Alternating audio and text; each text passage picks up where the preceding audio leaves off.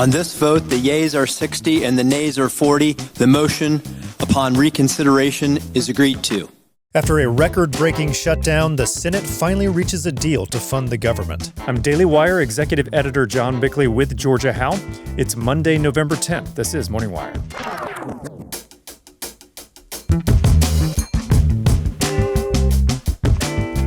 A man opens fire on ICE agents in Chicago as targeted attacks against federal agents break out across the country. Something like this, and even something worse than this, are bound to happen because of the rhetoric.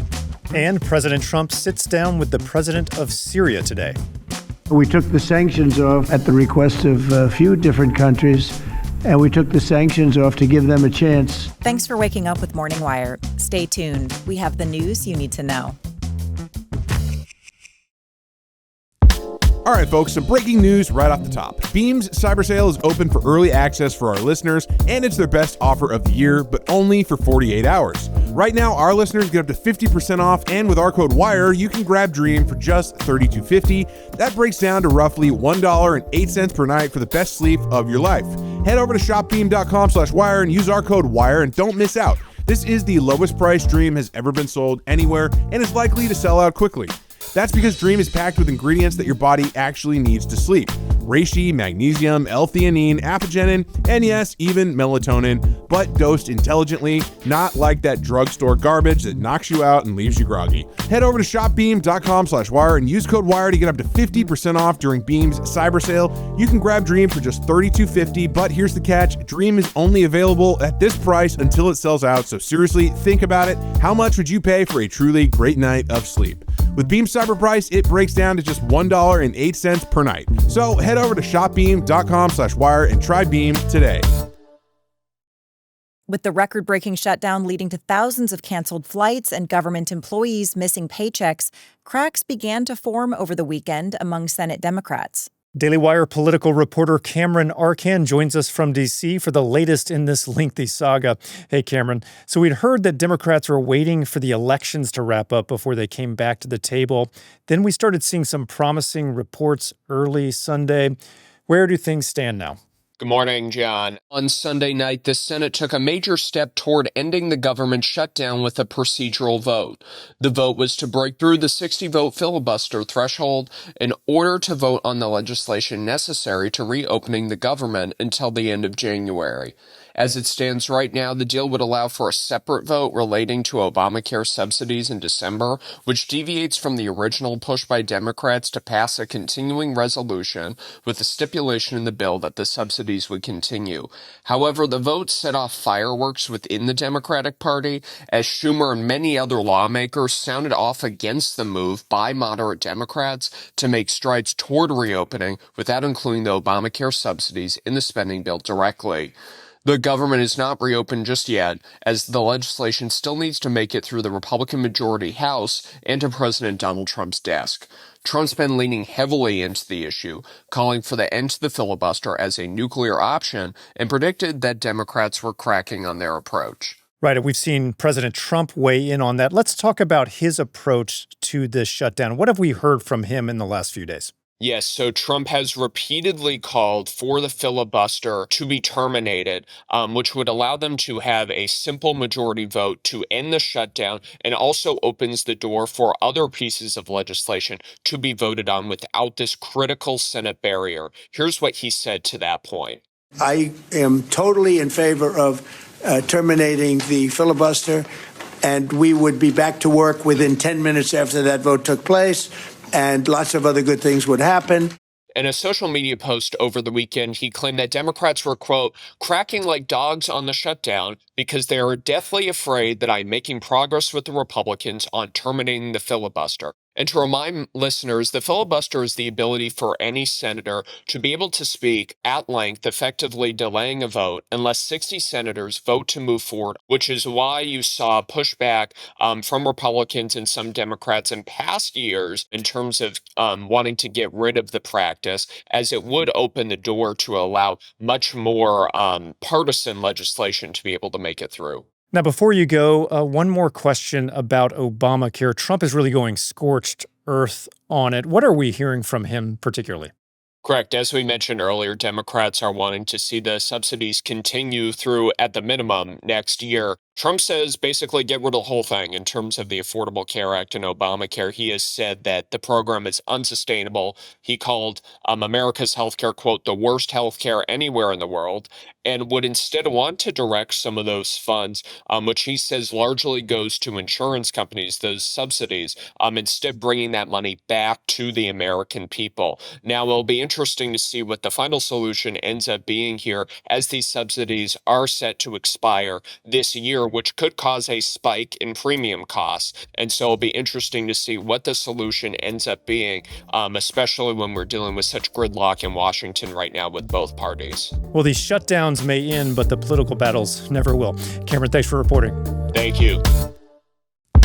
With the holidays coming up, all those dinners, those moments around the table with family, I want to make sure that every meal is special. That's why I use Good Ranchers. All their meat is 100% American, raised on local farms, and delivered right to my door.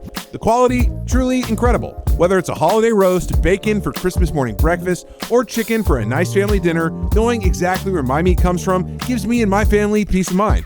And honestly, people notice the difference. The flavors are truly just better. It's the kind of quality your family deserves, and honestly, the kind that they'll be talking about long after the holidays are over. For the last few years, we've gotten our holiday ham from Good Ranchers. In all honesty, it kind of beats the crap out of the ones you get from the grocery store. So here's the deal. All new subscribers to any Good Ranchers box using code WIRE will get an additional $100 off your first 3 orders, $40 off your first, $30 off your second, $30 off your third, and free meat for life when you subscribe. So hit up GoodRanchers.com this holiday season. And again, use code WIRE. GoodRanchers.com. Let's get back to the table. Border agents were fired upon in Chicago over the weekend as federal officers continue to be targeted for carrying out deportations. Daily Wire reporter Tim Pierce is here to talk about the attack on Border Patrol and the latest news on immigration enforcement efforts around the country. So, Tim, Border Patrol took fire over the weekend. What happened, and have there been any arrests? Well, what we know so far is that the Department of Homeland Security said that Border Patrol agents were working in Chicago's Little Village when an unknown male driving a black Jeep fired shots at agents and fled the scene. That statement was from Saturday, and law enforcement still have not nabbed a suspect yet. The agents then had a run-in with agitators who threw a paint can and bricks at Border Patrol's vehicles. Some video that circulated online showed people yelling obscenities at agents, walking around with whistles, and just getting in the way. Chicago PD were brought in to assist the agents and help clear the area, and a few arrests were made in all the chaos.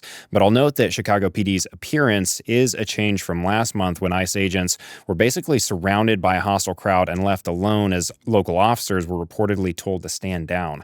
Those ICE agents were left to deal with the mob alone, of course. According to Homeland Security on Saturday, this incident is not isolated and reflects a growing and dangerous trend of violence and obstruction. The statement then goes on to note that threats have especially increased in the past 2 months. Now, of course, all of this was the impetus for President Trump sending in the National Guard to protect some of these operations. But thus far, that's been stymied by the courts. What's the status on the legal battle? Right. Trump has attempted to send in National Guard troops to Chicago, but has been blocked by the courts, though there have been some sightings of National Guard troops on the ground there. And it's the same story in Portland, where protests have been happening regularly outside of ICE facilities. The latest court ruling came on Friday when a federal judge in Oregon permanently banned the president from stationing National Guardsmen in Portland. Now, that permanent order, of course, could be overturned by the Supreme Court, but for now, it is the law. Meanwhile, immigration agents have continued to conduct mass raids and sweep up illegal aliens. In Hawaii, immigration officers arrested dozens, including 2 suspected Trinidad Aragua members, in a raid on the island of Kauai. That's according to the Kauai County Facebook page. According to Hawaii News Now, all those arrested were employees at Hawaii Care and Cleaning. This same company back in January agreed to pay $3.8 million to settle a lawsuit from the Department of Labor. Now, speaking of the Department of Labor, there's also been a crackdown on certain worker permits, specifically H-1Bs. What's the status there? Yeah, Secretary of Labor Lori Chavez DeRemer went on Fox News over the weekend to talk about what her department is doing to crack down on abuse in the worker visa system. Here she is. So you kind of brought up the H-1B program, where there are companies across this nation who use this program, but they've either abused it to get into the program or they're abusing it within the program. So I have launched an enforcement initiative, Project Firewall, to protect the American worker first against foreign labor and the abuse that these companies possibly have done.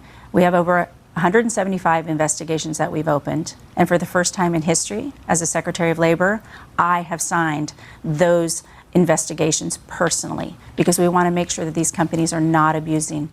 So the Trump administration taking action on what has been a pretty fraught topic in conservative circles on the H-1B program. Well, definitely will put him in the crosshairs of big tech for sure. Tim, thanks for reporting. Good to be on. President Trump is set to sit down today with the president of Syria, Ahmed al-Shara. Ahead of the meeting, faith leaders sent a letter to Trump asking him to continue his defense of persecuted Christians and other religious minorities. Joining us to discuss is Victoria Coates, former Deputy National Security Advisor to Trump and a foreign policy expert at Heritage. Victoria, good to see you again. Great to see you, John.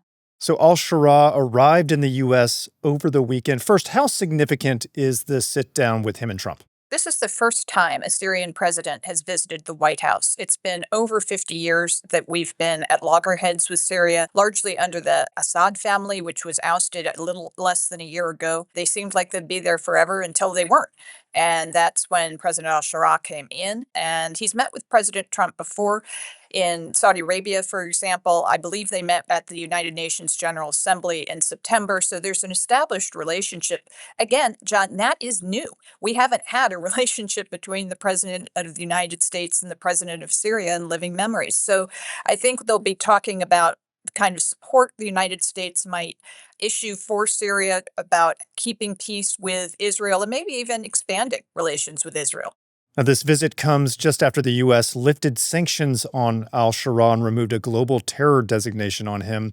Why did the Trump administration feel this was appropriate?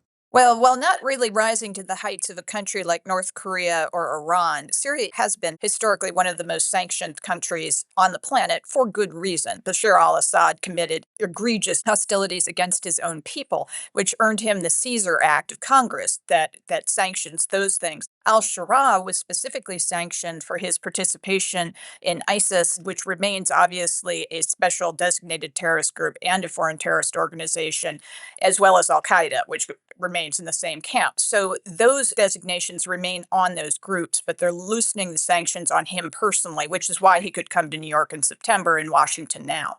Now, as we've reported, Syria has long been plagued by religious persecution. We've seen Islamic militants targeting minorities, particularly Druze, Christians, and Alawites. In fact, a letter from faith leaders is urging Trump to address this persecution in his talks today. We talked to our White House correspondent, Mary Margaret Olahan, about this. Here's what she said. They're specifically citing ongoing violence, death, displacement, starvation, water and medical deprivation. And they're saying this is happening all while innocent women and children are being held hostage by ISIS terrorists. Now, important context here, this letter comes as the president draws widespread praise for speaking out in defense of the persecuted Christians in Nigeria. Didi Lagason, one of the women who signed on to this letter, she's the head of Save the Persecuted Christians. She says her letter is a clarion call for immediate intervention to secure a humanitarian corridor that upholds the dignity and rights of the vulnerable. Do you see any progress on protecting Christians and other religious minorities in Syria and the Middle East more broadly? Well, hopefully, yes. When I was in the Middle East, when this all went down in Syria a little more than a year ago, there was enormous concern from the Israelis about the Druze population in southern Syria, from the Emiratis and other Gulf allies about what might happen. And so Syria, a little bit like Lebanon, is kind of a made-up country, with apologies to any Syrians who may be listening, in that it is an amalgamation of these different groups. And you do have a dominant Muslim majority, but the others have been endangered historically. So I think that is very well taken from the faith leaders, and hopefully the president will be very strong on this and convince al-Shara this is a priority for the United States. Well, as you said at the top, a historic meeting here. Let's hope we see more progress on some of these issues coming out of it. Victoria, thank you so much for coming on. Thank you, John. Thanks for waking up with us. And if you're listening to the show, you can now watch us for free on Daily Wire Plus. We'll be back later this evening with more news you need to know.